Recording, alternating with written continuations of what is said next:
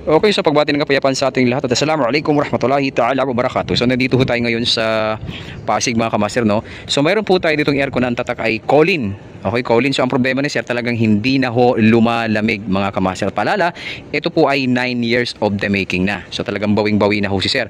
So sabi ko nga sa inyo, kapag ho kayo mag-check ng mga inverter, syempre umpisahan nyo ho na sa compressor. Okay? Tingnan nyo ho muna yung resistance windings ng compressor at may nakuha nga naman tayong 2.5 ohms yung UBW niya. So wala tayong problema sa compressor. Yung pangalawa ho, no, ito ho yung IPM niya. Ito ho yung connection ng ito yan ito. Study i-connect mo nga yan. Naka-connect ho yan diyan. Ayan, nakakonect yan dyan. Tatanggalin nyo lamang ho yan. So ang matitira ho dito ang matitirang connection, ito yung papunta sa IPM. Ito na ho yun. Ayan, UVW. Ngayon, ito naman ho yung ating rectifier. Okay, yung positive, negative, tsaka yung ating input na AC. So kapag ho halimbawa nakakuha na kayo ng resistance windings ng compressor, isunod nyo na ho isunod nyo na ho yung IPM. Yan. Kung gusto nyo ho, pwede niyo naman ho itusok dito yung yung test proud. Ikaw nga stud. Yan. Nakapayong ho kami ha mga master oh. Yahoo! Yan oh. Kasi talagang mainit ho. Yan. Itutusok lamang ho natin. Ito yung mga proseso no. Ako na stud. Yan. Ako maghahawak ng payong. Yan. Itusok mo lang sa kanya kasi may iwan naman yan dyan. Sige pa. Tusok mo lang. Iyon. Yan. So nakatusok na siya. Oh no! Kung mapapansin mo, zero na yung ating resistance ng ating IPM mga kamaster. Dapat ang makukuha natin dyan, dapat equal din. Okay? At ang unit niya ay mega ohms. Ngayon, subukan natin doon sa iba. Sa kanupasan, iyon. Yan. Wala rin. So ang gawin mo, tanggalin mo yung dalawang test rod na yan, then pag short mo, yan. Ayun, mayroon niya mga kamaster ha. Baka sabihin nyo baka naman maluwag yung test rod dun sa sa unit sa tester. Hindi po, ayan i-short mo ulit. Ayan, simpleng paraan lamang ho para malaman natin kung anong problema ng aircon. So, then lastly, itusok mo pa dun sa sa IPM, sa connection ng IPM. Ayan, yung pinaka last. Ayan. Oh no. So, wala. Okay? So pagpapatunay lamang ho yan na talagang tanggalin natin itong payong. Ayan. Iyon. Pansamantala lang. So pagpapatunay lamang ho yan na talagang yung ating IPM ay talagang wala na. No? Open na ho yung ating IPM. Ngayon, patunayan po natin. No? Meron po tayo ditong rectifier. Ito po yung, ito naka-off na to ha. Naka-off na. Ito po ay positive. Okay? Positive. Understand? Ito ay positive. Negative. Ito yung input. Ito yung output ha. So ang gagawin natin, sabi ko nga sa inyo, yung UBW na ito po yung positive ha, positive na positive na supply ho ito. Ang negative ay nandito ho sa ating rectifier kasi papunta din naman ho yan ng filter capacitor. So bakit pa tayo pupunta sa filter capacitor? Pwede naman ho dito. Ayan. Okay, so itong ating test rod na negative, itutusok ho natin dito. Pero magagawin pa man, baka sabihin nyo, kamaster, hindi mo kinaskas, nakakaskas na po yung yan ha. Yung, yan, yung ating tester na, no? Yung analog stud, nakakaskas na yan Yan. Yung ating analog na tester. So, i-check ho natin yung check pa rin natin yung rectifier para malaman nyo na may pumapasok naman na input-output sa ating rectifier. Ayan. So, check mo stud. Naka times 1 ho tayo ha. Ito yung baliktad yan. Yan, sige, hawakan ko dalawang So dapat makakakuha tayo ng continuity ha. Ito yung positive, yung negative. Ayan, pumalo. Okay? Then itong ilipat mo sad, yung iyan nakatanggal sa dito banda. Nanginginig ang kamay, nanginginig. Yan. Okay, then kabila. Iyon. So good ang ating rectifier. Baliktad mo sad. Iyon, marunong na si ustad oh. Masya Allah.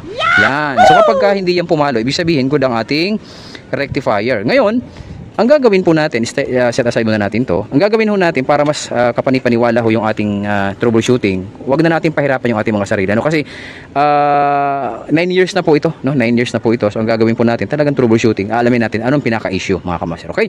So, sabi ko nga sa inyo, itong UBW na yan. Ito po, ang supply po niyan ay positive. So kukuha po tayo ng negative dito para malaman natin naka-resistance ho tayo. Nandito yung negative, ayusin natin yung pagkakalagay. Yan, naka ano na yan ha mga master, naka ayan, ayan ha oh. So dapat makakakuha tayo ng i-short mo nga muna Ustad. Yun. Ayan, meron yan ha. Kaskasin muna natin to. Kaskisin pala. Kaskisin. Yan, para makita ng ating mga kababayan na talagang mapatunayan natin na IPM po ang may problema. Okay? Okay, so yan. Nandito ho tayo sa negative terminal. Ayan o. Yun. Then yung ating positive, inalagay natin dito sa yan, sa W. Ayan, walang reading. Okay? V. Walang reading. W. U. Walang reading. Ayan. So ibig sabihin mga kamaster, talagang open na ho itong ating IPM mga kamaster. So wag na ho natin pahirapan po yung ating sarili kapag tayo nagtutroubleshoot ng mga aircon na inverter. So pagka ganito, syempre, pagkausapin natin yung ating minamahal ng customer kung ano magiging desisyon niya. Basta ang atin lang, i-troubleshoot ang unit, alamin kung ano naging problema, at nakita nga na ho natin na may problema yung ating IPM at wala naman ho tayo naging problema, nakitang problema sa ating fan motor. Okay? IPM lang ho talaga ang ating nakita. At yun nga, may nakita naman tayo dito kaninang signal galing sa 139 volts na galing sa indoor unit. So ibig sabihin, nagbabato ng signal ang ating indoor unit papunta dito sa outdoor unit. So kung gusto nyo, paanda rin po natin, i-on ho natin, then kuhanan po natin siya ng signal, kasi ibig sabihin ng signal, yung signal na nagmumula doon sa ating indoor unit, ibig sabihin nagbibigay siya ng voltahe para paanda rin si compressor. Pero ang problema nga ho, pagdating dito sa outdoor unit, open na ho yung ating IPM mga kamaster. So i-power on ho natin mga kamaster. Okay?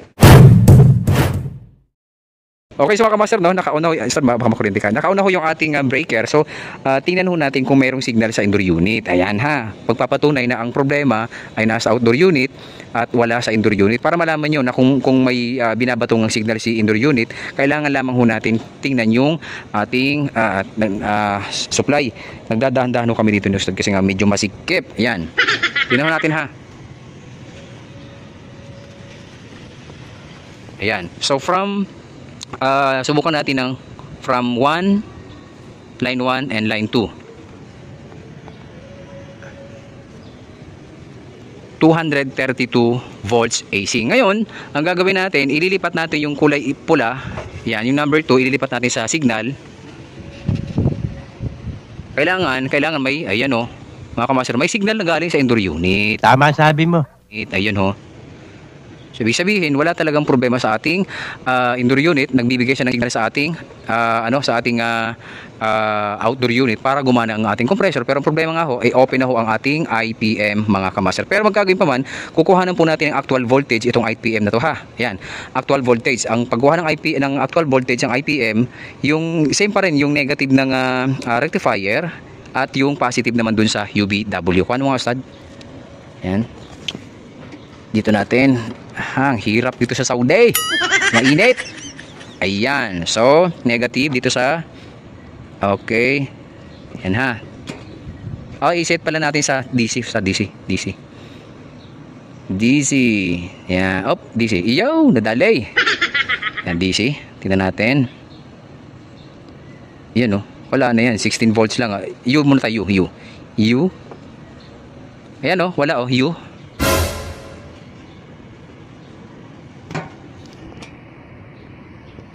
Yan, may ilaw na. U, terminal. Negative sa ating rectifier. Then U, terminal naman sa ating IPM. Ang ating voltahe ay 0. Ngayon, ilipat mo sa V, terminal. Ayun 17 volts DC. Then W, ayun, 17 volts DC. So talaga may problema na ho yung ating IPM. Kahit sabihin nating resistance man o voltahe ang ating kunin, talagang may problema na ho ang ating IPM. So ganoon lamang ho kasimple at kadali para malaman natin kung ano talagang pinaka-problema ng air conditioner ng ating mga minamahal na customer. Bakit hindi gumagana ang compressor mga kamaster. Okay, so sana nakatulong itong munting video nating ibinahagi sa ating mga kababayan technician kung paano mag-troubleshoot ng inverter na Colin. Yan, Colin. Yun. So wala po tayo nakitang problema sa ating fan motor. Ang pinaka-issue po natin ay IPM mga kamaster. Okay, so thumbs up, Ustad. Maraming salamat po sa inyo.